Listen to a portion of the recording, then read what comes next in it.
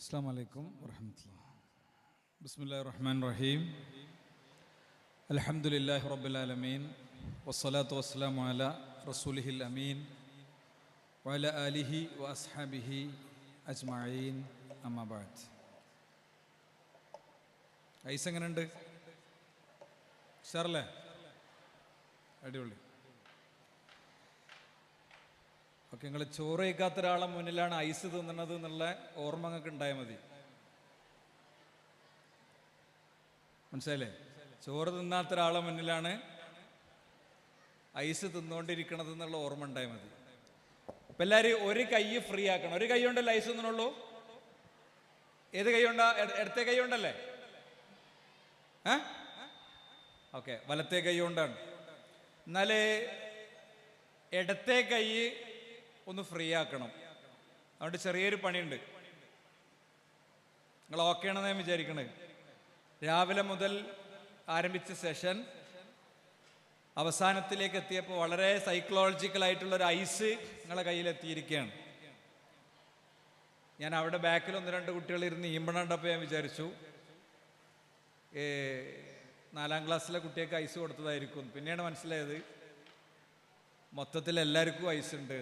അപ്പോൾ എനിക്കുള്ള ഐസ് ഫസ്റ്റിൽ അവിടെ എടുത്തേക്കണം. ചേതാ ഓക്കെ, ഞാനൊരു 2-3-4-5 ചോദ്യങ്ങൾ നിങ്ങളോട് ചോദിക്കുന്നുണ്ട്. ഇൻഡിവിജ്വലായി ആരും ആൻസർ ചെയ്യേണ്ടതില്ല. ആൻസർ വരേണ്ടത് ജനറലി നമ്മളുടെ ഇടയിൽ നിന്നാണ്. നിങ്ങൾ 2 കൈയും ഫ്രീ ആകേണ്ട ഒരു സമയമായിരുന്നു. തൽക്കാലം ഒരു കൈ കൊണ്ട് നമുക്കൊന്ന് ചെയ്ത് നോക്കാം. എൻ്റെ ഫസ്റ്റ് ക്വസ്റ്റ്യൻ,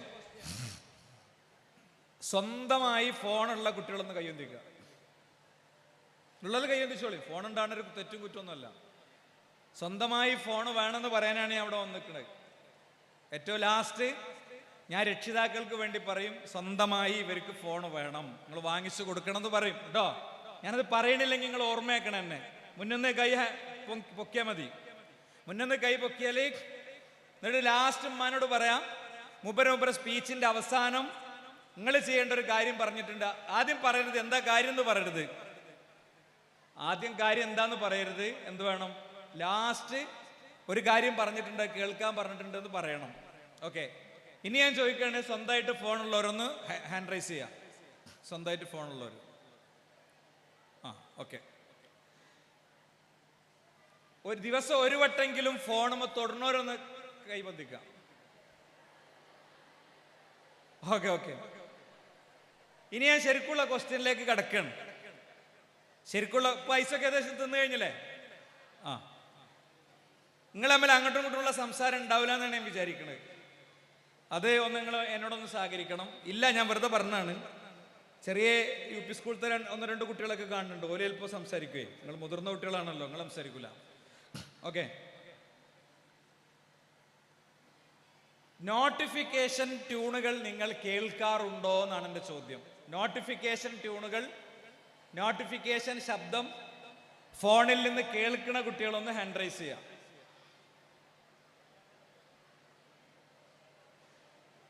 നോട്ടിഫിക്കേഷൻ ട്യൂണൊന്നും കേൾക്കാത്ത ഒരു 10-20 കുട്ടികളുണ്ട്. ഓക്കെ,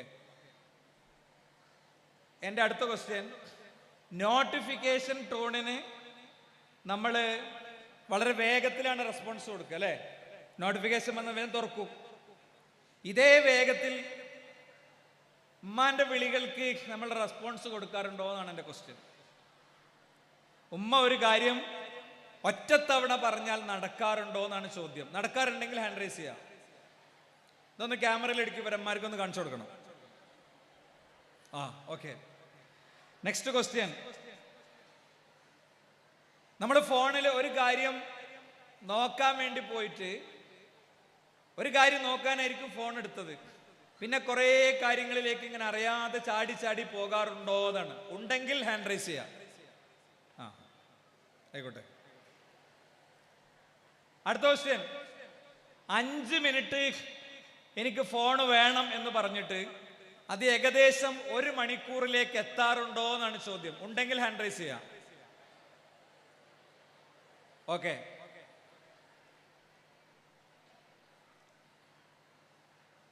ഉറങ്ങണീന്റെ മുമ്പ് ഏറ്റവും അവസാനം ചേർത്ത് പിടിക്കാറുള്ളത് ഫോണിനെയാണ് അല്ലെങ്കിൽ ഫോൺ ഏറ്റവും അവസാനം ഉപയോഗിക്കുന്നത് ഫോണാണ് ഉറങ്ങണതിന്റെ മുമ്പ് എന്നുള്ളൊരു ഹാൻഡ് റൈസ് ചെയ്യാം.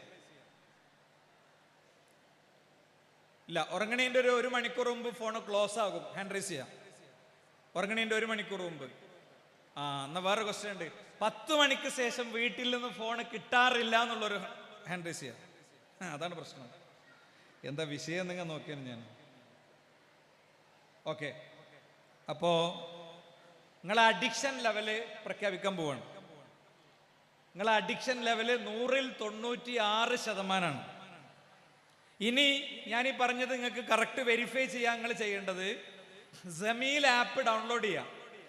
ജമീൽ ആപ്പ് ഡൗൺലോഡ് ചെയ്തിട്ട് അതിൽ സൊല്യൂഷൻ എന്നുള്ളൊരു വിൻഡോ ഉണ്ട്. ആ സൊല്യൂഷൻ എന്നുള്ള വിൻഡോയിലൂടെ പോയാൽ നിങ്ങൾക്ക് ഡിറ്റോക്സ് എന്നുള്ള മറ്റൊരു വിൻഡോ കിട്ടും. വൺസ് മോർ, സൊല്യൂഷൻ എന്നുള്ള വിൻഡോ തുറക്കുക. അതിൽ ഡിറ്റോക്സ് എന്നുള്ളൊരു വിൻഡോ ഉണ്ട്. അവിടെ പോയാൽ ഞാൻ ഈ ചോദിച്ചതല്ലാത്ത കുറച്ച് ചോദ്യങ്ങളുണ്ട്. ആ ചോദ്യങ്ങൾ ഫില്ല് ചെയ്ത് കഴിയുമ്പോൾ നിങ്ങളും നിങ്ങളുടെ ഫോണുമായിട്ട് എത്രത്തോളം അഡിക്റ്റ് ആണെന്നുള്ളത് 100% കിട്ടും. ശരി, ഞാനും നിങ്ങളൊക്കെ അഡിക്റ്റാണ്. നിങ്ങൾ മാത്രമല്ല, ഞാനും അഡിക്റ്റാണ്. നമ്മളൊക്കെ അഡിക്റ്റാണ്. നമ്മളെ പാരൻസും അഡിക്റ്റാണ്. നമ്മളെ സമൂഹം മൊത്തം അഡിക്റ്റാണ്. ഫോണുമായിട്ടാണ് ഏറ്റവും കൂടുതൽ സമയം ചെലവാക്കുന്നത്. ഫോണിനെയാണ് ഏറ്റവും കൂടുതൽ സ്പർശിക്കുന്നത്. ഫോണുമായിട്ടാണ് ഏറ്റവും കൂടുതൽ മിങ്കിൾ ചെയ്യുന്നത്. ഇത് ഉണ്ടായിരിക്കെ നമ്മൾ അകപ്പെടാൻ സാധ്യതയുള്ള ഒരുപാട് അപകടങ്ങളും ഒരുപാട് കെണികളും ഉണ്ട്. ആ അപകടങ്ങളെയും കെണികളെയും സംബന്ധിച്ച് ചില കാര്യങ്ങൾ നിങ്ങളോട് പറയാന്നുള്ളതാണ് ഞാൻ ഉദ്ദേശിക്കുന്നത്. അപ്പോൾ ഞാനൊരു 10 സെക്കൻഡ് ടൈം ഇടുകയാണ്. 10 സെക്കൻഡ്. ആ 10 സെക്കൻഡ് നമുക്ക് എത്ര ആളുകൾക്ക്, ഞാൻ സ്റ്റാർട്ട് പറയുമ്പോൾ സൈലന്റ് ആകണം നിങ്ങൾ കേട്ടോ. സ്റ്റാർട്ട് പറയുമ്പോൾ സൈലന്റ് ആകണം. 10 സെക്കൻഡ് ടൈമാണ് ഞാൻ ഇടാൻ പോകുന്നത്. Okay, start.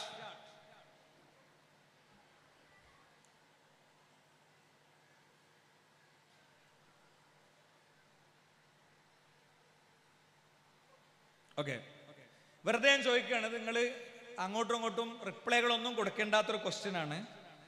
ഒരു റിപ്ലൈയും കൊടുക്കേണ്ടാത്തൊരു ക്വസ്റ്റ്യൻ ആണ്. ഈ 10 സെക്കൻഡ് 100% ഞാൻ പറഞ്ഞ ടാസ്കിൽ കോൺസെൻട്രേറ്റ് ചെയ്ത് വേറൊന്നും മനസ്സിക്ക് വരാതെ പൊതുവേ നമുക്ക് ഇരിക്കാൻ കഴിഞ്ഞിട്ടുണ്ടാവില്ല എന്നാണ് എൻ്റെ ഒരു വിലയിരുത്തൽ. നമ്മൾ വേറെന്തോന്ന് എൻഗേജ് ചെയ്യാതെ, വേറൊന്നും എൻഗേജ് ചെയ്യാതെ 10 സെക്കൻഡ്സ് നമ്മൾ ഇരുന്നിട്ടുണ്ടാവില്ല. അത് 20 സെക്കൻഡ്സിലേക്കോ 30 സെക്കൻഡ്സിലേക്കോ പോവുകയാണെങ്കിൽ നമ്മൾ കുറച്ചുകൂടി ഡിസ്റ്റർബ്ഡ് ആയിരിക്കും. 1 മിനിറ്റ് പൂർണ്ണമായും അടങ്ങിയിരിക്കണം എന്ന് പറഞ്ഞു കഴിഞ്ഞാൽ കയ്യും കാലും ഒക്കെ ക്ലോസ് ചെയ്തിട്ട് അടങ്ങിയിരിക്കാൻ കഴിയാത്ത അവസ്ഥ ഉണ്ടാവും. ചില ആളുകളെ സംബന്ധിച്ചിടത്തോളം വൈബ്രേഷൻ മോഡ് ഓൺ ചെയ്യാത്ത ഫോണിൽ വൈബ്രേറ്റ് ചെയ്യുന്ന ഫീലിംഗ് ഉണ്ടാവും.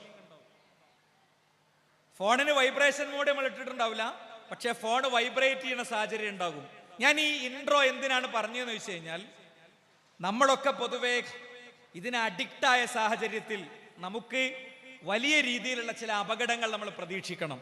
നിങ്ങൾ തന്നെ ചിലപ്പോൾ നിങ്ങളുടെ സ്കൂളിലെ ചില കുട്ടികളൊക്കെ ആത്മഹത്യ ചെയ്ത വാർത്തകൾ നിങ്ങൾ കേട്ടിട്ടുണ്ടാകും.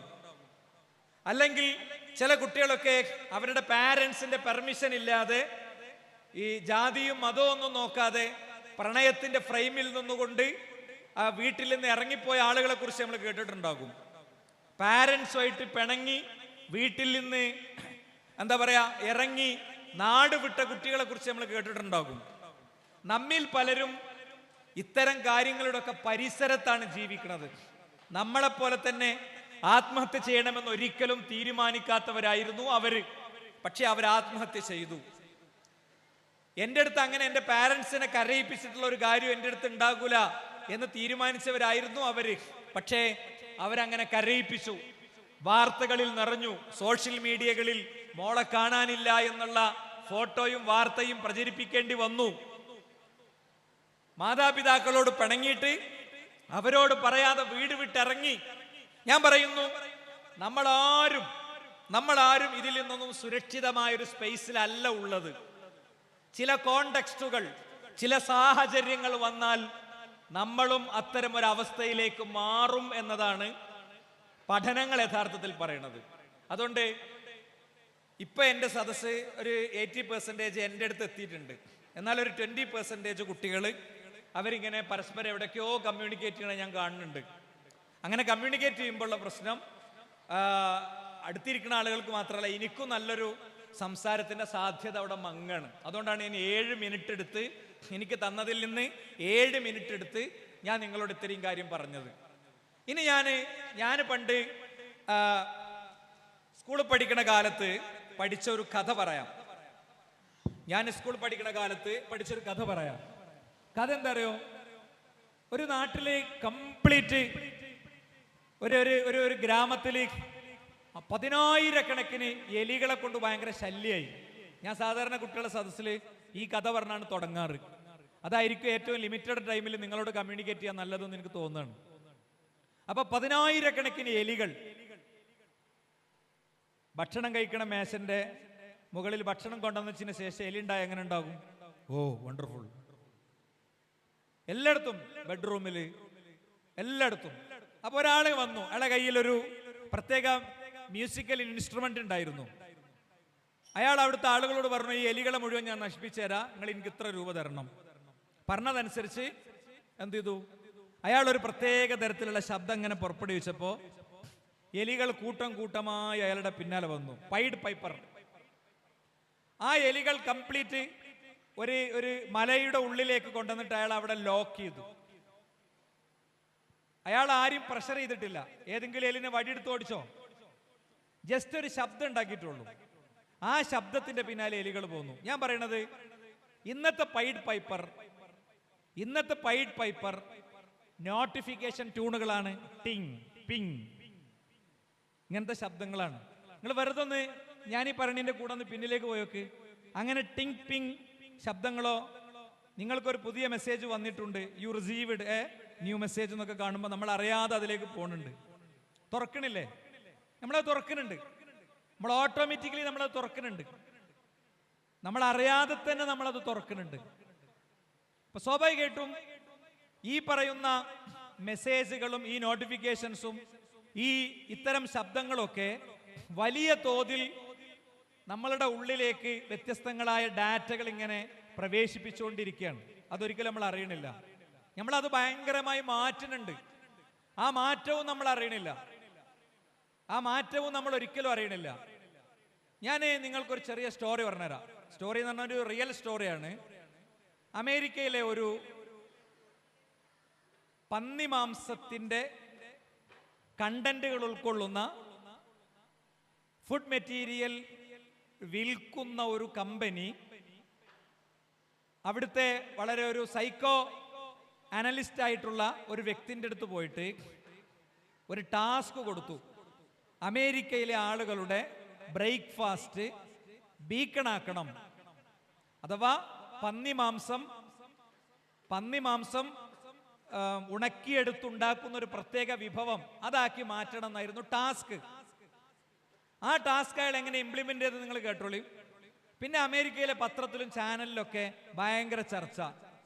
ബ്രേക്ക്ഫാസ്റ്റ് ഹെവി ഫുഡാണോ നല്ലത്, അതല്ല വളരെ സോഫ്റ്റ് ആയിട്ടുള്ള ഭയങ്കര സിമ്പിൾ ആയിട്ടുള്ള ഫുഡാണോ നല്ലത്?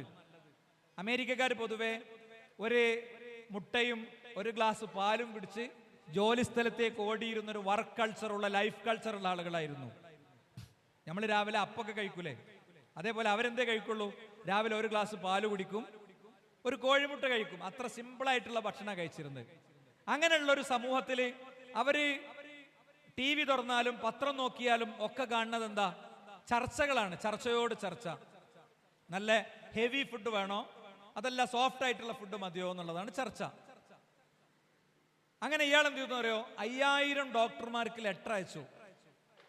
5000 ഡോക്ടർമാരോട് ചോദിച്ചു, ഹെവി ഫുഡാണോ നല്ലത്, നല്ല കനമുള്ള ഭക്ഷണമാണോ, കനമില്ലാത്ത ലളിതമായ ഭക്ഷണമാണോ നല്ലത്? അപ്പൊ രാവിലെ രാജാവിനെ പോലെ കഴിക്കുന്നതാണ്. രാവിലെ കുറച്ച് ഹെൽത്തി ആയിട്ടുള്ള ഫുഡ്, നല്ലോണം വയറ് നിറയെ കഴിക്കുന്ന ഫുഡാണ് പൊതുവെ നല്ല ഫുഡ്. 5000 ഡോക്ടർമാർ ഈ റിപ്ലൈ കൊടുത്തു. ഈ റിപ്ലൈ വന്നപ്പോ ഇത് ഭയങ്കര ക്യാമ്പയിനായി വന്നു.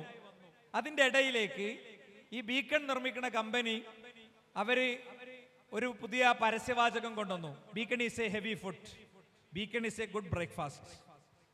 എന്തായിരുന്നു അമേരിക്കയിലെ ക്യാമ്പയിൻ? ഹെവി ഫുഡ് വേണോ സിമ്പിളായിട്ടുള്ള ഫുഡ് വേണോ എന്ന ക്യാമ്പയിന്.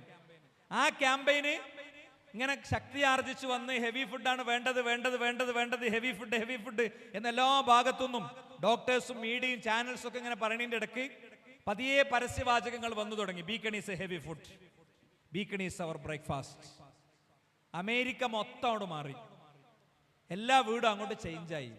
ഞാൻ പറയുന്നത് പരസ്യവാചകങ്ങൾക്ക് നമ്മളെ മാറ്റാനുള്ള ശക്തിയുണ്ട്.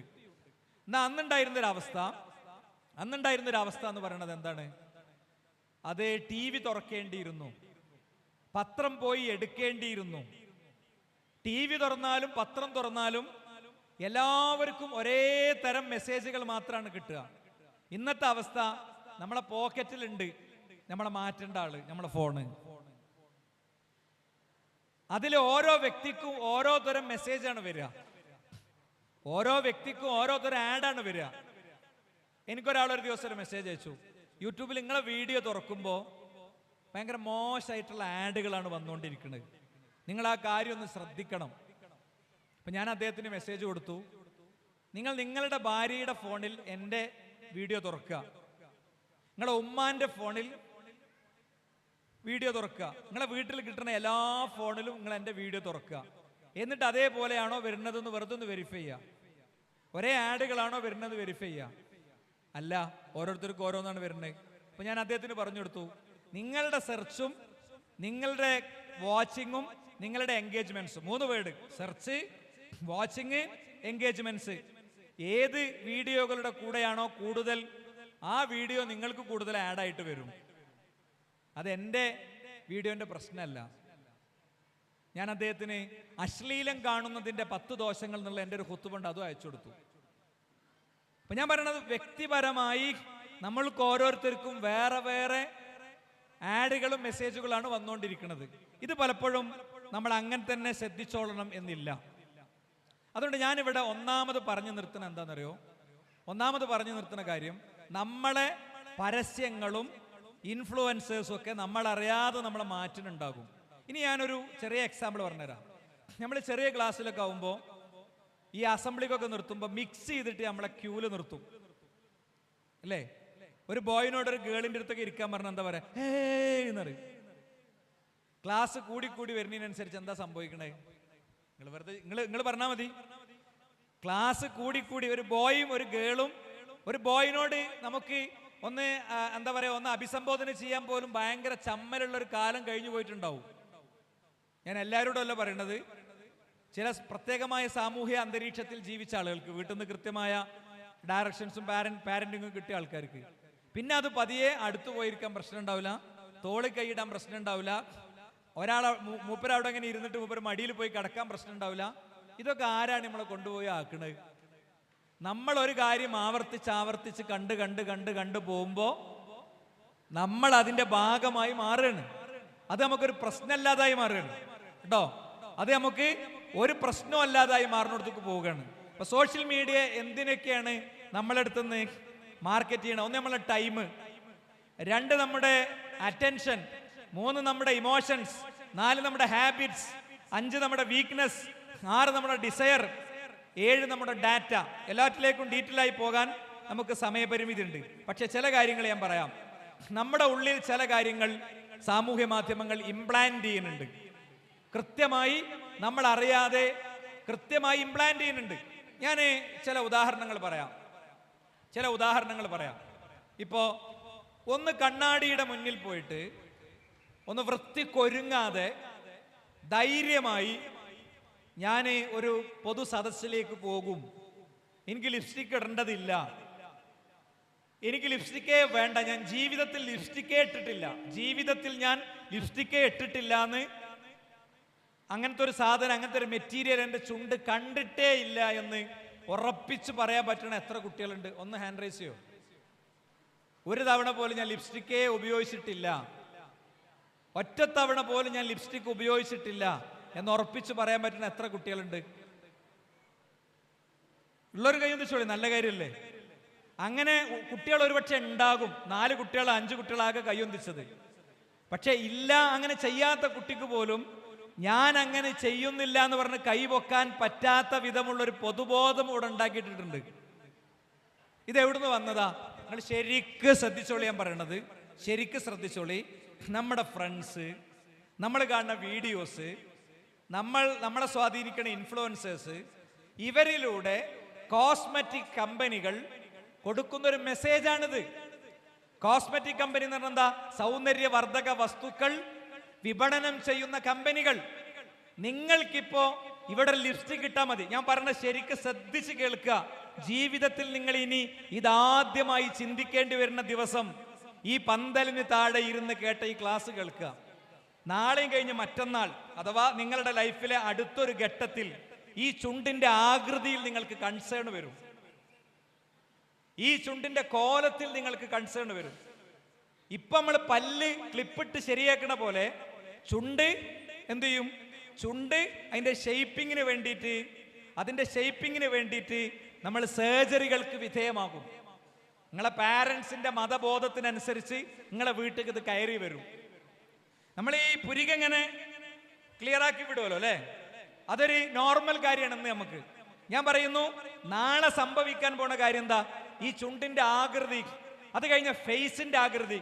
നിങ്ങൾ പെൺകുട്ടികളാണ്, എന്നാലും എൻ്റെ മോളെ പ്രായമുള്ള കുട്ടികളൊക്കെ കൂടെ ഇരിക്കുന്നുണ്ട്. ആ ധൈര്യത്തിൽ ഞാൻ പറയാണ്, ഒരു പെണ്ണിന്റെ ഏറ്റവും വലിയ ആകർഷണ കേന്ദ്രമായ അവളുടെ ശരീരത്തിന്റെ മുൻഭാഗം, ബ്രസ്റ്റ് ഉൾപ്പെടെയുള്ള ഏരിയ, അത് ഷേപ്പ് ചെയ്യാൻ സർജറികൾക്ക് വിധേയമാകും, സർജറികൾക്ക് പോകും. മനസ്സിലായില്ലേ? എങ്ങനെ പോകണമെന്നറിയോ? എങ്ങനെ പോവാ? നിങ്ങൾ ഇത്തരം കാര്യങ്ങൾ ഇങ്ങനെ കാണുമ്പോൾ സിനിമകളിലൂടെ, റീലുകളിലൂടെ, ഷോർട്സിലൂടെ അതിങ്ങനെ വരും. അതിങ്ങനെ വന്നുകൊണ്ടേയിരിക്കുമ്പോൾ നിങ്ങളെ ചുറ്റുമുള്ള ഇടതിരിക്കുന്ന കുട്ടിയും വലതിരിക്കുന്ന കുട്ടിയും സ്കൂളിലെ കുട്ടിയൊക്കെ ഇത് പതുക്കെ ചെയ്തു തുടങ്ങും. ഇതാരാ ചെയ്യുന്നത്? കോസ്മെറ്റിക് ഇൻഡസ്ട്രിക്ക് അവരുടെ സാധനങ്ങൾ വിൽക്കണം. അത് വിൽക്കാൻ ലക്ഷക്കണക്കിന് രൂപയുടെ പരസ്യമാണ് അവര് ചെയ്തുകൊണ്ടിരിക്കുന്നത്. ആ പരസ്യമാണ് ചെയ്തുകൊണ്ടിരിക്കുന്നത്. ഇപ്പൊ കല്യാണത്തിനൊക്കെ കണ്ടിട്ടില്ലേ? എവിടെ ഇരിക്കണ ഏതെങ്കിലും ഒരു കുട്ടിക്ക് ഫുൾ ഹിജാബ് ഇട്ടിട്ട്, വൃത്തിക്ക് ഫുൾ ഹിജാബ് ഇട്ടിട്ട്, ഒരു ഡെക്കറേഷനും ഇല്ലാതെ എന്റെ കല്യാണം നടന്നോട്ടെ എന്ന് ധൈര്യപൂർവ്വം പറയാൻ പറ്റുന്ന പെൺകുട്ടികളൊന്ന് ഹാൻഡ് റൈസ് ചെയ്യും. മാഷാ അല്ലാ, ഒരു 10-25 ആളൊക്കെ ഉണ്ട്. വലിയ സന്തോഷം. ഇത്ര ഞാൻ പ്രതീക്ഷിച്ചിട്ടില്ല കേട്ടോ. കുട്ടികളെ നിങ്ങൾ ശരിക്കും ശ്രദ്ധിച്ചോളി. ഞാൻ പറയണത് മനസ്സിലാകാനുള്ള തോഫീക്ക് നിങ്ങൾക്ക് പഠിച്ചോൻ തരട്ടെ. മനസ്സിലാകാനുള്ള തോഫീക്ക് കിട്ടി ഞങ്ങൾ രക്ഷപ്പെട്ടു. ഇല്ലെങ്കിൽ നമ്മളെ കഥ എടുക്കാല്ല. ഇത് ഒക്കെ തന്ത വൈബായിട്ടാണ് നമുക്ക് മുന്നിൽ ചിത്രീകരിക്കപ്പെടുക. ഞാൻ വെറുതെ ചോദിക്കാണ്, ഇതില്ലേ, ഈ മാസ്ക് ഇല്ലേ, മാസ്ക്, കൊറോണ കാലത്ത് എല്ലാവരും മാസ്ക് ഉപയോഗിച്ചിരുന്നു. മാസ്ക് ഉപയോഗിച്ചപ്പോ ഈ സൗന്ദര്യവർദ്ധക വസ്തുക്കൾ വിൽക്കുന്ന ഇൻഡസ്ട്രിയിൽ 30% കച്ചവടത്തിൽ കുറവുണ്ടായി, പൈസയിൽ കുറവുണ്ടായി, കൃത്യമായ കുറവുണ്ടായി. ആ കുറവ് എന്തുകൊണ്ട് വന്നതാ? ഇതിടുന്നോണ്ട് പിന്നെ ഇതിമേ പെയിന്റ് അടിക്കാൻ പോകില്ല, അതുകൊണ്ട് വരുന്നതാണ്. അപ്പോ മൊത്തം ഹിജാബൊക്കെ ഇട്ടൊരു സ്ത്രീയെ സംബന്ധിച്ചിടത്തോളം അവർക്ക് ഇതൊന്നും ആവശ്യം ഉണ്ടാവില്ല. അപ്പൊ സ്വാഭാവികമായിട്ടും സ്ത്രീയെ എന്ത് ചെയ്യും? ഇസ്ലാമിലെ വേഷത്തെയും സ്ത്രീയൊക്കെ ഭയങ്കര അറ്റാക്ക് ചെയ്യും. അതിന്റെ പൈസ ആര് കൊടുക്കും? നിങ്ങൾക്ക് ഭയങ്കര വിശദീകരിക്കാൻ സമയമില്ല, നിങ്ങൾക്ക് മനസ്സിലായി ഞാൻ വിചാരിക്കുന്നത്. അതാര് കൊടുക്കും? ഇവര് കൊടുക്കും. ഇനി മാത്രല്ല, ഈ പറയുന്ന സൗന്ദര്യത്തിന്റെ അളവെത്ര? 90 വയസ്സായ ഏതെങ്കിലും ഉമ്മാമാ നിങ്ങൾ പരിസരത്ത് കാണലുണ്ടോ? ഉണ്ടോ? ഏത് പരിസരത്തിലാ കാണുന്നത്? അടുക്കളയില് വെണ്ടക്ക മുറിക്കണ, തക്കാളി മുറിക്കണ പരിസരത്തിൽ കാണും. സോപ്പിന്റെ പരിസരത്തിൽ കണ്ടിട്ടുണ്ടോ? മക്കളെ, ഞാൻ കുളിച്ചണ സോപ്പ, അത് നിങ്ങളും കുളിച്ചോളി പറഞ്ഞ നിങ്ങൾ കേട്ടിട്ടുണ്ടോ? അതല്ലാത്ത ഇവിടുത്തെ സിനിമ ഇൻഡസ്ട്രിക്കാണെങ്കിലും ഇതുപോലെയുള്ള ആളുകൾക്കാണെങ്കിലും ആകെ വേണ്ടത് ഒരു 18 മുതൽ ഒരു 28 വയസ്സ് വരെയുള്ള പ്രായം മാത്രം വേണ്ട. അപ്പൊ അതിന്റെ അടിയിൽ നമ്മൾ എന്ത് ചെയ്യുന്നറിയാം? നമ്മളെ തൊലിയൊക്കെ കൊണ്ടുപോയി കൊളാക്കിയിട്ട് ഇവിടെയൊക്കെ മൈക്രോസ്കോപ്പ് വെച്ച് നോക്കിയ സൂക്ഷ്മമായ സുഷിരങ്ങൾ ഉണ്ടാകും. അതൊക്കെ കൊണ്ടുപോയി അടക്കും, ഫുള്ളടക്കും. എന്നിട്ട് അവിടുന്ന് പുറത്തു വരേണ്ട സാധനമൊക്കെ അവിടെ ഇങ്ങനെ നിൽക്കും. എന്നിട്ട് ഈ ചർമ്മം ഉണ്ടല്ലോ, 28 വയസ്സാകുമ്പോൾ 48 വയസ്സിന്റെ പ്രതീതി ഉണ്ടാകും. അപ്പൊ പിന്നെയും പുതിയ കെമിക്കൽസ് തേച്ചിട്ട് ഇത് ശരിയാക്കേണ്ടി വരും. എന്നിട്ട് ഇത് ടൈറ്റായിട്ട് ഒരു ഫാനും പിടിച്ച് ഇങ്ങനെ നടക്കും. കണ്ടിട്ടില്ല നിങ്ങൾ? അവനാന്റെ കല്യാണ ദിവസം സുബഹിക്കണ ഒരുക്കം തുടങ്ങിയാൽ ഒരു 11 മണിക്ക് തീരും. പിന്നെ ളുഹറില്ല, അസറില്ല, മഗ്രിബില്ല, ഒന്നുമില്ല. പടച്ചോന്റെ ഏറ്റവും വലിയ അനുഗ്രഹം നമുക്ക് കിട്ടേണ്ട ഒരു ദിവസം, പടച്ചോന്റെ ഏറ്റവും വലിയ അനുഗ്രഹം നമുക്ക് കിട്ടേണ്ട ഒരു ദിവസം. അന്ന് ഇങ്ങനെ പോവും. പിന്നെ എല്ലാവരും കല്യാണത്തിന് ഒരുക്കി തന്നോലൊക്കെ പോകും. വാതിൽ കുറ്റിട്ട് നമ്മളെ കുടുംബജീവിതം ആരംഭിക്കുന്നിടത്ത് ഇയാളെ യഥാർത്ഥ സ്വഭാവം പുറത്തേക്ക് വരും. അപ്പൊ എല്ലാവരും കൂടി പറയും കല്യാണം ഭയങ്കര പ്രശ്നമാണ്. ഇനി ഒരു പോയിന്റ് കൂടി ഞാൻ പറയാം. നിങ്ങൾ എങ്ങനെ വിളിച്ചു കൂട്ടി പറഞ്ഞു തരേണ്ടി വരുന്നത് തോണ്ടറിയോ? നമ്മളെ ഇത്താത്താന്റെ കുട്ടി എത്ര വയസ്സ് വരെയാണ് ഏകദേശം പാമ്പേഴ്സ് ഉപയോഗിക്കാറുള്ളത്? 5 വയസ്സ് ആണോ? 3 വയസ്സ്? 3 വയസ്സിന്റെ താഴെ അല്ലേ? 2.5 വയസ്സ്, 2.25 വയസ്സൊക്കെ ആകുമ്പോഴാണ്. എന്താ അതുവരെ ഉപയോഗിച്ചിട്ട് പിന്നെ ഉപയോഗിക്കാത്തത്? ആ പ്രായമാകുമ്പോഴേക്കാണ് ആ കുട്ടിക്ക് എന്ത് ചെയ്യാ, മൂത്രം പോണത് അറിഞ്ഞു തുടങ്ങുക. അതുവരെ മൂപ്പരുടെ വിടലാണ്. മൂപ്പർക്ക് ഇതൊന്നും അറിയില്ല. കാരണം അതൊക്കെ കൂടെ അറിഞ്ഞാൽ, മൂത്രം ഒഴിക്കണമെന്നൊക്കെ അറിഞ്ഞാൽ ടെൻഷനായിട്ട് പറയാനും കഴിയൂല, വാചകമല്ല, വാക്കൂല. ആ കുട്ടി കരയും. എന്താ കാരണം എന്നൊന്നും അറിയില്ല. ഇപ്പൊ പടച്ചോൻ ചെയ്ത റഹ്മത്താണ്. നമ്മളൊക്കെ അങ്ങനെ പോകുന്നത് തന്നെയാണ് കേട്ടോ. നമ്മളൊക്കെ അങ്ങനെ പോകുന്നത് തന്നെയാണ്. ഇപ്പൊ ഈ 2-2.5 വയസ്സ് 3 വയസ്സാകുന്നത് വരെ ഇവർക്ക് എന്തില്ല? ഇവർക്ക് ഈ ഒരു ഫീച്ചർ ഇല്ല. മൂത്രം ഒഴിക്കണത് തിരിച്ചറിയാനുള്ള ഒരു ഫീച്ചർ ഇല്ല. നിങ്ങൾ കേട്ടോളി, ഒരു കാര്യത്തെ വേർതിരിച്ച് മനസ്സിലാക്കാനുള്ള ശരിയും തെറ്റൊക്കെ പൂർണ്ണമായി പക്വതയോടെ തീരുമാനിക്കാനുള്ള തലച്ചോറിന്റെ ഉള്ളിലെ ഫ്രീ ഫ്രണ്ടൽ കോർട്ടക്സ് എന്ന് പറയുന്ന സാധനം നിങ്ങളൊന്ന് വെറുതെ ഒന്ന് എഴുതി വെച്ചിട്ട്, നോട്ടൊക്കെ കയ്യിലുള്ളവരൊന്ന് എഴുതി വെച്ചിട്ട് ഒന്നൊന്ന് സെർച്ച് ചെയ്ത് വായിച്ചു നോക്കുക. പ്രീ ഫ്രണ്ടൽ കോർട്ടക്സ് എന്ന് പറയുന്ന സാധനം അതൊരു 25 വയസ്സിന് ശേഷമാണ് ഒരു മനുഷ്യന്റെ തലച്ചോറിന്റെ ഉള്ളിൽ വരുന്നത്. നിങ്ങൾ കണ്ടില്ലേ, പലപ്പോഴും ഈ ബിൽഡിങ്ങിന്റെ മേലെന്ന് ആ ബിൽഡിംഗ് നമുക്ക് കറങ്ങിച്ചാടുന്ന ചെക്കന്മാരൊക്കെ കാണലുണ്ട്. എന്താ കാര്യം? ഈ സാധനം ലൈറ്റാണ്. ഇവിടുന്ന് താഴത്തേക്ക് വീണാല് കഥ കഴിയുമെന്ന് മനസ്സിലാക്കാനുള്ള സാധനമല്ല. ബൈക്കുമ്പോ ഭയങ്കര സ്പീഡ് പോവും. പെൺകുട്ടികളാണെങ്കിൽ അവരുടേതായ സ്പേസിൽ പലതും കാണിച്ചു കൂട്ടും. ഒരു വണ്ടിക്ക് ബ്രേക്ക് ഇല്ല, ആ വണ്ടിക്ക് ആക്സിലേറ്റർ ഉണ്ട്. ഡ്രൈവിംഗ് അറിയണോൾക്ക് ഞാൻ പറഞ്ഞത് വേഗം മനസ്സിലാവും. ആക്സിലേറ്റർ എന്താ? സ്പീഡ് കൂട്ടാനുള്ള സാധനമാണ്, ഹരം കൂട്ടാനുള്ള സാധനമാണ്. നമുക്ക് ഹരം കൂട്ടാനും ആഘോഷിക്കാനുള്ള മെഷീനെ തലച്ചോറിനുള്ള ഇപ്പോഴുള്ളൂ. ഈ ആഘോഷം അതിർ കടന്ന അപകടം സംഭവിക്കും എന്ന് മനസ്സിലാക്കാനുള്ള മെഷീൻ തലച്ചോറിനുള്ളിൽ. അതുകൊണ്ടാണ് ഷഹബാസിനെ എടുത്തിട്ട് അടിച്ചത്. അതുകൊണ്ടാണ് ഷഹബാസിനെ അങ്ങനെ പൊട്ടിച്ചത്. അല്ലാത്തവരാണെങ്കിലോ വെള്ളടിക്കേണ്ടി വരും. ഇത് വെള്ളടിച്ചിട്ടില്ലെങ്കിൽ തന്നെ വെള്ളടിച്ചതിന് തുല്യ. ഞാൻ പറയുന്നത് ഈ ഒരു പ്രായത്തിൽ നിങ്ങളെ സംബന്ധിച്ചിടത്തോളം, നിങ്ങളുടെ പ്രായത്തിലുള്ള കുട്ടികൾക്ക് ഇത്തരം സിസ്റ്റങ്ങളോ സംവിധാനങ്ങളോ ഇല്ലാത്തത് കൊണ്ട് ഈ സോഷ്യൽ മീഡിയയും ഈ ഇൻസ്റ്റഗ്രാം ഉപയോഗിച്ചുകൊണ്ടിരിക്കുന്ന കുട്ടികളോട് ഞാൻ പ്രത്യേകം പറയാണ്. നിങ്ങൾ ഇൻസ്റ്റഗ്രാമിന്റെ ഓണർ, അതിന്റെ CEO സുക്കർബർഗിനെ അമേരിക്കൻ സെനറ്റ് ചോദ്യം ചെയ്യുന്ന ഒരു വീഡിയോ ഉണ്ട്, വിചാരണ ചെയ്യുന്ന ഒരു വീഡിയോ ഉണ്ട്. ആ വീഡിയോ യൂട്യൂബിലുള്ളതാണ്. ആ വീഡിയോന്റെ ബാക്ക്ഗ്രൗണ്ടിൽ നിങ്ങൾക്ക് കുറെ അമ്മമാര് ഫോട്ടോ ഒക്കെ ഇങ്ങനെ പിടിച്ചു നിൽക്കുന്നത് കാണാം. കുറെ കുട്ടികളുടെ ഫോട്ടോ ആണ്. എന്താ? ഇൻസ്റ്റഗ്രാം ഉപയോഗിച്ചിട്ട് മരിച്ചുപോയ, ആത്മഹത്യ ചെയ്ത കുട്ടികളുടെ ഫോട്ടോ ഉയർത്തിക്കാട്ടിയിട്ട് മക്കളെ തിരിച്ചു തരൂ എന്ന് പറയാണ്. അപ്പൊ നമ്മൾ പറയാണ് ഈ നിമിഷം വരെ ഞാൻ ആത്മഹത്യ ചെയ്തിട്ടില്ല. നമ്മളൊരു സ്റ്റെപ്പ് 20 സ്റ്റെപ്പ് ഇങ്ങനെ ഇറങ്ങാം. 17 സ്റ്റെപ്പ് വരെ ഒരു പ്രശ്നമല്ല. 18ാമത്തെ സ്റ്റെപ്പ് എന്നൊരു അശ്രദ്ധ പ്ലിങ്. അതാണ് ആത്മഹത്യ പറയുന്നത്. രാവിലെ തീരുമാനിച്ച് വൈകുന്നേരം അങ്ങനെയല്ലത്. പെട്ടെന്നൊരു മൊമെന്റിൽ ഉണ്ടാകുന്ന ഒരു മനസ്സങ്ങോട്ട് മറിയണതാണ്. മനസ്സിന് വരുന്ന ഒരു പ്രത്യേക അവസ്ഥയാണ്. അതുകൊണ്ട് ഞാൻ നിങ്ങളോട് പറയുന്നു, നമ്മൾ ആരും ഇതിൽ നിന്നൊന്നും സുരക്ഷിതരല്ല. ഇപ്പൊ സോഷ്യൽ മീഡിയ ഉപയോഗിച്ച് പോകുമ്പോൾ ഒരുപാട് അപകടങ്ങൾ നമ്മുടെ മുന്നിലുണ്ട്. അതിൽ നിന്ന് നമ്മൾ രക്ഷിക്കുന്ന ഒരു കാര്യം എന്താ അറിയോ? ശരിയായ പഠനമാണ്. ഇപ്പൊ ഇവിടെ വന്നിരുന്ന് കേട്ട കുട്ടികളൊക്കെ കുറെ കാര്യങ്ങളൊക്കെ കേട്ടല്ലോ. ഇവിടെ പല കാര്യങ്ങളും കേട്ടു. അത് കേട്ട് അതിനനുസരിച്ച് നമ്മൾ പ്ലാൻ ഉണ്ടാക്കി പോകുമ്പോൾ ഇത്തരം കാര്യങ്ങളൊക്കെ നടക്കും. മാത്രമല്ല, നമ്മളെ ജീവിതത്തിലെ ഏറ്റവും മനോഹരമായ സമയം നമ്മൾ ഇതിങ്ങനെ തോണ്ടി തീരേണ്ടതല്ല. തോണ്ടി ഇങ്ങനെ തീരുക. എന്തെല്ലാം കാര്യങ്ങൾ നമുക്ക് ഏറ്റെടുക്കാൻ പറ്റും. പെങ്ങളെ കൂട്ടത്തിൽ നന്നായി ഇംഗ്ലീഷ് സംസാരിക്കുന്ന കുട്ടികളുണ്ടാകും. ഇവിടെ ഓരോരുത്തർ വന്നില്ലേ. ഇപ്പൊ ഇൽഫനെ അവിടെ കണ്ടു. ഇൽഫനെ കുറേ കാലമായിട്ട് ഇപ്പോൾ ഇവിടുന്ന് കാണുകയാണ്. ഇൽഫനെ എനിക്ക് വളരെ ചെറിയ പ്രായം മുതൽക്ക് അറിയാം. അപ്പൊ അവളെ എന്ത് മനോഹരമായിട്ട് അവൾ ആങ്കർ ചെയ്യുന്നുണ്ട്. അതൊരു ദിവസം കൊണ്ട് നടക്കുമോ? ഒരു ദിവസം കൊണ്ട് നടക്കൂല. നിങ്ങൾക്ക് നിങ്ങളുടെ ജീവിതത്തിൽ നല്ല പ്രഭാഷകകളാകാൻ പറ്റും.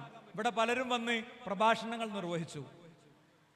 നിങ്ങൾക്ക് നന്നായി എഴുതാൻ പറ്റും, നല്ല വൃത്തിക്ക് എഴുതാൻ പറ്റും. ആരെങ്കിലും ഒരാള് പറഞ്ഞൊരു സാധനത്തിന്റെ പിന്നാലെ പോലെ മിക്കവാറൊക്കെ ബുള്ളറ്റിൽ കാശ്മീർ പോകാൻ ആഗ്രഹമുള്ള കുട്ടികളൊക്കെ ഒന്ന് കൈയൊന്നിച്ചാണ്. കൈയൊന്നിച്ചിടോ അതിനെന്താ? ബുള്ളറ്റിൽ കാശ്മീർ പോകാൻ ആഗ്രഹമുള്ള കുട്ടികളൊക്കെ ഉണ്ട് അല്ലേ? ഞാൻ നല്ലൊരു ഐഡിയ പറഞ്ഞുതരാം. ബുള്ളറ്റിലൊക്കെ പോയി ഈ മറ്റേ നാഷണൽ പെർമിറ്റ് ലോറിൻ്റെ ഉള്ളിൽ കുടുങ്ങണ്ട. പാപ്പാനോടും ഉമ്മാനോടൊക്കെ പറഞ്ഞിട്ട് നല്ല ഫ്ലൈറ്റിലോ ട്രെയിനിലോ ഒക്കെ പോവാ കേട്ടോ. കാശ്മീരിലൊക്കെ പോകണം, അതിൽ സംശയമൊന്നുമില്ല. ഇതെന്താ പറയുക, ബുള്ളറ്റ് കമ്പനി, ഞങ്ങളൊക്കെ കുട്ടികളാണ് കാലത്ത് ബുള്ളറ്റ് കാണുമ്പോൾ എന്താണെന്നറിയോ, എങ്ങനെയൊക്കെയാണെന്നറിയോ, ചെവി രണ്ടും പൊത്തിട്ടേന്നറിയും. ഇപ്പോഴോ വാട്ട് എ വണ്ടർഫുൾ, എനിക്കും ഓടിക്കാൻ പറ്റിയിരുന്നെങ്കിൽ. എന്താ കാര്യം, ബുള്ളറ്റ് കമ്പനിക്ക് ഒരു പുതിയ CEO വന്നു. അയാൾ എന്ത് ചെയ്തു, കയ്യിൽ മുഴുവൻ ഫോണുള്ള ഇൻസ്റ്റഗ്രാം ഉപയോഗിക്കുന്ന കുട്ടികളെ മനസ്സ് കണ്ടു, പ്രത്യേകിച്ച് പെൺകുട്ടികളെ മനസ്സ് കണ്ടു. എന്നിട്ട് ഭയങ്കര ഒരു കാപ്പിത്തോട്ടത്തിന്റെ നടുക്ക് കൂടെ പോണേ നല്ലൊരു റോഡ്. ആ റോട്ടിൽ പിന്നെ ഒരു ബോയ് വണ്ടി ഓടിക്കുന്നു, അല്ലെങ്കിൽ ഒരു ഗേൾ വണ്ടി ഓടിക്കുന്നു, പിന്നിലൊരു ബോയ് ഇരിക്കുന്നു. ആ ബോയിന്റെ തോളിലേക്ക് ഇങ്ങനെ ചാരിയിട്ട് ഒരു പെൺകുട്ടി കിടക്കുന്നു. അത് വ്യത്യസ്ത ക്യാമറ ആംഗിളിൽ ഇങ്ങനെ എടുത്തു, കണ്ണാടി കൂടെ കാണുന്നത്, പിന്നെ അതിന്റെ ഗിയർ തട്ടുന്നത്, പിന്നെ അതിന്റെ ഡ്രോൺ വ്യൂ, അതൊക്കെ കൂടെ കൊണ്ടുവന്നിട്ട് ഭയങ്കര എഡിറ്റിങ് BGM ഒക്കെ കൊടുത്തിട്ട് ഇൻസ്റ്റീക്കാണ്ട് ഇട്ടു. എന്നിട്ട് ഇവൻ പൈസക്ക് എടുത്ത കുറച്ച് ആൺകുട്ടികളെയും പെൺകുട്ടികളൊക്കെ എടുത്തിട്ട് കമന്റ് ചെയ്യാനായിട്ട് എടുത്തു. ഓ എനിക്കും പോകണം, എനിക്കും പോകണം, എനിക്കും പോകണം, എനിക്കും പോകണം, എനിക്കും പോകണം. കണ്ട നമ്മളൊരു 30-40 കമന്റ് വായിച്ചു കഴിഞ്ഞപ്പോൾ നമ്മൾ പറഞ്ഞു തുടങ്ങി, എനിക്കും പോകണം, എനിക്കും പോകണം, എനിക്കും പോകണം, എനിക്കും പോകണം. ഇതാ നടക്കണേ. അത്ര മണ്ടികളും മണ്ടന്മാരുമാണ് ജെൻസി എന്ന് പറയുന്നത്. ഇനി നിങ്ങൾ ആക്ഷേപിക്കാൻ പറഞ്ഞല്ല, ഇനി നിങ്ങൾ മനസ്സിലാക്കേണ്ട ഒരു പോയിന്റ് കൂടി ഉണ്ട്. ഈ ജെൻസിയാണ് മനുഷ്യന്റെ ചരിത്രത്തിൽ ഏറ്റവും ബുദ്ധി കുറഞ്ഞ ടീം എന്നാണ്. ഇതൊക്കെ ഞാനിവിടെ പറഞ്ഞു പോകുമ്പോൾ എനിക്ക് ഉത്തരവാദിത്തം ഉണ്ട്. അല്ല എന്നാണെങ്കിൽ നിങ്ങൾ ഇന്ന നമ്പർ ഇവിടെ ആരോട് വെച്ചാലും കിട്ടും, നിങ്ങൾ ബന്ധപ്പെട്ടോളൂ. കാരണം എന്താ അറിയോ, തലച്ചോറ് യൂസ് ചെയ്യണില്ല. തലച്ചോറിന് 2 തരം മെമ്മറി ഉള്ളത്. ഒന്ന് പെർമനന്റ് മെമ്മറി, രണ്ടോ ടെമ്പററി മെമ്മറി. നമ്മളെ അമ്മാൻ്റെ ഇപ്പാൻ്റെ ഒക്കെ പേര് എവിടെ ഉണ്ട്, സ്കൂളിന്റെ പേരൊക്കെ എവിടെ ഉണ്ട്, ടെമ്പററി മെമ്മറിയിലുണ്ട്. അതിന്റെ കാര്യം എന്താ അറിയോ, ഇത് നമ്മൾ ഒരിക്കലും സ്കൂളിന്റെ പേര് നമ്മളെ മൊബൈലിൽ രേഖപ്പെടുത്തലല്ലോ. എന്നാ ഫ്രണ്ടിന്റെ നമ്പറോ, ഉമ്മ കാണാതെ വിളിക്കേണ്ട ഫ്രണ്ടിന്റെ നമ്പർ അല്ല ഞാൻ പറഞ്ഞത്. നമ്മളെ അമ്മായിന്റെ നമ്പർ ഇല്ല, ഉണ്ടാവില്ല. നമ്മളെ നാട്ടിലെ ഏതെങ്കിലും ഒരു ഷോപ്പിന്റെ പേര്. അപ്പൊ തലച്ചോറിൽ ഭയങ്കര സെൻസറുകൾ ഉണ്ട്. തലച്ചോറ് എന്ത് ചെയ്യുന്നറിയോ, ഡിജിറ്റൽ അംനീഷ്യ എന്നാ പറയാ. ഡിവൈസുകൾ നമ്മളെ മെമ്മറി റീപ്ലേസ് ചെയ്യാം. അതൊക്കെ അവിടുന്ന് കിട്ടും, അതൊക്കെ അവിടുന്ന് കിട്ടും. ഇങ്ങനെ ചിന്തിക്കുമ്പോൾ നോട്ട്ബുക്കിൽ എഴുതാണ്, അതൊക്കെ നോട്ട്ബുക്കിലുണ്ട്. അപ്പൊ ഇത് ഇവിടേക്ക് സെറ്റ് ആവൂല. അവസാനം ഈ തല എന്ന് പറയുന്നത് തലച്ചോറ് വേറൊരു നെയ്ച്ചോറായി മാറും. അതുകൊണ്ട് ഞങ്ങളോട് പറയാണ്, എൻ്റെ സമയം ഇവിടെ അവസാനിച്ചു, ഞങ്ങളോട് പറയാണ്, തീർച്ചയായും നമ്മളുടെ ആയുസ് എന്ന് പറയുന്നത് നമ്മൾ വ്യവസ്ഥാപിതമായിട്ട് ഉപയോഗിക്കുക. അതിനുള്ള വഴിയാണ് ശരിക്കും ഗേൾസ് വിങ്. ഗേൾസ് വിങ്ങിന്റെ യോഗത്തിലൊക്കെ വന്നിരിക്കുമ്പോൾ ചിലതൊക്കെ നമുക്ക് ഇതൊക്കെ കുറച്ച് ഏറല്ലേ, ഇവരെന്താ ഇങ്ങനെ എന്നൊക്കെ നമ്മൾ ചിന്തിക്കും. ചില കാര്യത്തിൽ നമ്മളെ ഡ്രസ് കോഡിനെ കുറിച്ച് പറയുമ്പോൾ, അല്ലെങ്കിൽ നമ്മളെ മുതിർന്ന ആളുകൾ നമ്മൾ അഡ്വൈസ് ചെയ്യുമ്പോഴൊക്കെ കുറെ പ്രശ്നം ഉണ്ടാവും. നമുക്ക് മറ്റേ ആ സാധനം അല്ല എന്ന് ഓർത്താൽ മതി. ഏത് ഫ്രീ ഫ്രണ്ടൽ കോർട്ടക്സ് ഇല്ലാത്ത ടീമാണ്, ആകെ ബ്രേക്ക് ഇല്ലാത്ത തലച്ചോറാണ് നമ്മളത്. നിങ്ങളൊന്ന് പഠിക്കണം. ഞാൻ ഈ പറഞ്ഞ പോയിന്റ് എനിക്ക് ഡീറ്റെയിൽ ആയി പറയാനുള്ള സന്ദർഭം ഉണ്ടായിട്ടില്ല. അതുകൊണ്ട് ഫ്രീ ഫ്രണ്ടൽ കോർട്ടക്സ് ഇല്ലാത്ത ഒരാളാണ് ഞാൻ. അഥവാ ശരിയും തെറ്റും വേർതിരിച്ചെടുത്ത ഒരു ഡിസിഷനിലേക്ക് എത്താൻ. എന്നിട്ട് ഈ സമയത്താണ് ചില ആൾക്കാർ പോയിട്ട് പ്രേമിക്കുക. പ്രേമിച്ച കുട്ടികളൊക്കെ മുന്നിൽ വരുമ്പോൾ നമ്മൾ ചിലപ്പോൾ ചോദിക്കും, എനിക്ക് എന്താ ശരിക്കും ഇഷ്ടമായത് എന്താ? പോയി പോയി പോയി ഓന്റെ മൂക്കിന്റെ ഈ തുമ്പ പറ്റിയേ, ഓനെ മുടി ഇങ്ങനെ മൂക്കുമൊക്കെ തൂക്കിട്ടതാ പറ്റിയേ. ഇതും കൊണ്ടൊക്കെ ജീവിക്കാൻ പോയാൽ വല്ലതും ആകുമോ? എന്നിട്ട് മീഡിയ ഉണ്ടാക്കി തരും, അല്ലെങ്കിൽ ചർച്ച ഉണ്ടാക്കി തരും. എന്താ ചർച്ചയിലൂടെ പറയും, എപ്പോഴും അഫെയർ മാരേജ് ആണ് നല്ലത് അറേഞ്ച്ഡ് മാരേജിനെക്കാളും. ഇതിങ്ങനെ പറഞ്ഞു പോകും. അഫെയർ മാരേജിൽ 28 കഷ്ണാക്കിയിട്ട് കായലിൽ മുക്കിയതും ജ്യൂസ് കൊടുത്ത് കൊന്നതും ഒന്നും തലച്ചോർക്ക് വരികയില്ല. ഓൻ ഇഞ്ഞോട് അങ്ങനെ ചെയ്യൂല എന്നാ പറയാം. പിന്നെ ഇവന്റെ കൂടെ പോയിട്ട് ഒന്ന് ബെഡ് ഷെയർ ചെയ്താ ഈ ഡോപ്പമിനൊക്കെ ഫ്രീ ആവും. തലച്ചോറിൻ്റെ ഉള്ളിൽ ഇങ്ങനെ കെട്ടിക്കിടക്കുന്ന ഡോപ്പമിൻ ഫ്രീ ആവുമ്പോൾ ഓനും ഫ്രീ ആവും, നമുക്കും ഫ്രീ. അപ്പോൾ ഓനും നമ്മളോട് ഭയങ്കര വലിയ ആവുന്നുണ്ടാവില്ല. അപ്പോഴാണ് തേച്ചു എന്ന് പറയുന്ന അവസ്ഥ ഉണ്ടാകുക. എപ്പോഴാണ് തേച്ചു എന്ന് പറയുന്ന അവസ്ഥ ഉണ്ടാകുക? ഒരാണും പെണ്ണും ഇങ്ങനെ ചാറ്റ് ചെയ്ത് ഡോപ്പമിന് കയറി തലച്ചോറിലെത്തി അവസാനം ബെഡ് ഷെയർ ചെയ്യുമ്പോൾ ഇതൊന്നുകൂടെ ഫ്രീ ആകും. ഫ്രീ ആകുമ്പോൾ ഈ അട്രാക്ഷനൊക്കെ പോകും. ഈ ഡോപ്പമിൻ ലൂപ്പിൽ കിടന്നിട്ടായിരുന്നു ആ വേർഡൊക്കെ വിളിച്ചത്. ഭയങ്കര ഇതിൽ ഹൈ മോളൂ എന്നൊക്കെ വിളിച്ചത് എവിടുന്നാ? ഇതൊന്ന് പൊയ്ക്കോട് നിന്നാ പിന്നെ പറയാം. കാരണം ഓനെ പറഞ്ഞിട്ട് കാര്യമല്ല, ഓനോട് ഒപ്പം ഫ്രീ ആയതാണ്. അപ്പൊ ഞാൻ പറഞ്ഞ ഇങ്ങനത്തെ ഒരുപാട് കാര്യം പഠിക്കാനുള്ള സംവിധാനമാണ് ഈ വിസ്ഡം ഗേൾസ് എന്ന് പറയുന്നത്. അതേപോലെ നിങ്ങൾക്ക് ഈ സമൂഹത്തിൽ ചെയ്യാൻ ഒരുപാട് ദൗത്യങ്ങളുണ്ട്. ആ ദൗത്യങ്ങൾ നിർവഹിക്കാനുള്ളതാണ്. നമുക്ക് നമ്മളെ വല്യമാനോട് എങ്ങനെ ശരിക്കും വർത്താനം പറയേണ്ടതെന്ന് അറിയോ? ശരിക്കും ആ വല്യമാൻ്റെ അടുത്ത് ഇരുന്ന് വിശേഷമൊക്കെ ഒന്നും ചോദിച്ചു വർത്താനം പറഞ്ഞിട്ടുണ്ടല്ലോ, പിന്നെ ആ നിസ്കാര കുപ്പായത്തിൽ ഇരുന്നിട്ട് ഇങ്ങനെ പ്രാർത്ഥിക്കും, പടച്ചോനെ എൻ്റെ മോളിന്ന്. ആ പ്രാർത്ഥനന്റെ മുമ്പിൽ എല്ലാ C+ഉം A+ ആയിട്ട് മാറൂലേ? പ്രായമായ ആൾക്കാരെ പ്രാർത്ഥന പഠിച്ച് സ്വീകരിക്കും. പക്ഷെ അതിനെന്ത് ചെയ്യണമെന്നറിയോ? നമുക്കൊരു ബെല്ലും ബ്രേക്കൊക്കെ കിട്ടണം. ആ ബെല്ലും ബ്രേക്കും നമുക്ക് കിട്ടണമെങ്കിൽ നമ്മൾ ഈ കൂട്ടായ്മകളിൽ ചേരണം. അപ്പൊ നിങ്ങൾ ഇന്ന് ചെന്ന ആദ്യം ചെയ്യേണ്ടത്, നിങ്ങൾ ഒന്നിച്ചു വന്ന കുട്ടികളില്ലേ, നിങ്ങളെല്ലാവരും കൂടി നിങ്ങളെ നാട്ടിലെ മദ്രസയിലോ പള്ളിയിലോ നിങ്ങളുടെ മുതിർന്ന സഹോദരിമാരുടെ കൂടെ ഒന്ന് ഇരിക്കുക. എന്നിട്ട് ഒന്നുകൂടി പരിചയപ്പെടുക. എന്നിട്ട് നിങ്ങളെപ്പോലത്തെ കുട്ടികളെ വിളിച്ചു കൂട്ടുക. നമ്മളെ ഫ്രണ്ട്സിനൊക്കെ, നമ്മളെ ഫ്രണ്ട് നന്നായാലേ നമ്മളും കൂടി നന്നാവുള്ളൂ. ഒരു ശരിയല്ലേ? നമ്മളെ ബെസ്റ്റ് ഫ്രണ്ട് നന്നായാലേ നമ്മൾ ശരിയാവുള്ളൂ. അപ്പൊ ആ ബെസ്റ്റ് ഫ്രണ്ടിനൊക്കെ കൂട്ടിയിട്ട് നല്ലൊരു ക്ലാസ്, നിങ്ങൾക്ക് ചോദിക്കാനുള്ളതൊക്കെ നല്ല പിന്നെ എണീറ്റെന്ന് ചോദിക്കണ്ട. അപ്പൊ എന്താ, നമ്മൾ ആരാന്ന് ഐഡന്റിഫൈ ചെയ്യപ്പെടും. നല്ല ചോദ്യം പേപ്പറിൽ എഴുതിയിട്ട് കൊടുക്കുക, എല്ലാറ്റിൻ്റെ ഉത്തരം വാങ്ങുക, പിന്നുള്ള കൺഫ്യൂഷൻ പിന്നെയും ചോദിക്കുക. അങ്ങനെ നിങ്ങൾക്ക് എന്ത് ചെയ്യാൻ പറ്റും? ഗേൾസിന്റെ ഇടയിൽ കുറെ കാര്യങ്ങൾ ചെയ്യാൻ പറ്റും. പിന്നെ നിങ്ങൾക്കുള്ള സ്കില്ലുകളുണ്ട്, ആ സ്കില്ലുകൾ ഡെവലപ്പ് ചെയ്യാൻ വേണ്ടിയിട്ട് നിങ്ങളെല്ലാവരും ഒന്നിച്ചുകൂടി വ്യത്യസ്ത പദ്ധതികളിലേക്കും കാര്യങ്ങളിലേക്കൊക്കെ പോവുക. ആ രീതിയിൽ മുന്നോട്ട് പോവുക. നിങ്ങളെ പുസ്തകങ്ങളൊക്കെ പ്രസിദ്ധീകരിക്കപ്പെടും. അവസാനം നല്ല ഇംഗ്ലീഷൊക്കെ നന്നായി ട്രാൻസ്ലേറ്റ് ചെയ്യുന്ന കുട്ടികൾക്ക് വിസ്ഡം ബുക്കിന്റെ പുസ്തകങ്ങളൊക്കെ ട്രാൻസ്ലേറ്റ് ചെയ്യുക. നിങ്ങൾ ട്രാൻസ്ലേറ്റ് ചെയ്താൽ അത് ക്ലിയർ ചെയ്ത് തരാൻ ആളുകളുണ്ട്. നിങ്ങൾക്ക് ഗാനങ്ങൾ എഴുതാം, പദ്യങ്ങൾ എഴുതാം, നിങ്ങൾക്ക് അവതാരകരാകാം, ഒക്കെ നമുക്ക് ചെയ്യാം. അതല്ലെങ്കിലോ ഈ റീൽസും നീക്കി ഏതെങ്കിലുമൊക്കെ 1-2 ഗായകന്മാരോ ഗായികമാരോ അവരുടെ സ്റ്റേജ് ഷോകളും അവരുടെ റീലും കണ്ട് നമ്മൾ ആയുസ് കഴിയും. നമ്മൾ ഓരോ തവണ കാണുമ്പോൾ ഓർക്ക് കിട്ടാനുള്ള പൈസ കിട്ടിക്കൊണ്ടിരിക്കും, നമുക്കോ നമ്മൾ ആയുസ് പോയിക്കൊണ്ടിരിക്കും ചെയ്യും. അതുകൊണ്ട് ഞാൻ എൻ്റെ സംസാരം അവസാനിപ്പിക്കുന്നു. ബാറക് അല്ലാഹു ഫീക്കും ജമീഅൻ. അസ്സലാമു അലൈക്കും വറഹ്മത്തുള്ളാഹി.